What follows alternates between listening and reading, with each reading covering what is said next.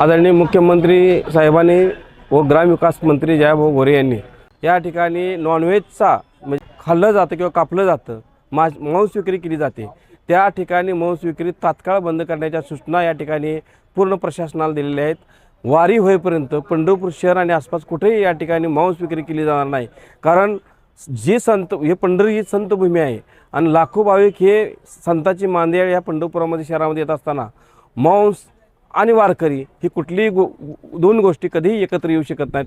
त्यामुळे सक्त सूचना विकासामार्फत या ठिकाणी जयाभाऊ गोरे यांनी प्रशासनाला दिलेल्या आहेत आणि त्या दुकाने तात्काळ या ठिकाणी काढलेले आहेत आणि पूर्णपणे 10 किलोमीटर पंढरपूरच्या बाहेर या ठिकाणी त्यांना काढण्याच्या सूचना दिलेल्या आहेत। ज्या उदात्त हेतून अख्ख्या महाराष्ट्रातून लाखो वारकरी पायी चालत आज विठुरायाच्या दर्शनाला, रुक्मिणी मातेच्या दर्शनाला येत आहेत आणि हे सगळं वारकरी संप्रदायामध्ये मांस विक्री ही कुठेही कधीही खपवून घेतली नाही किंवा ते मान्यच नाही आहे।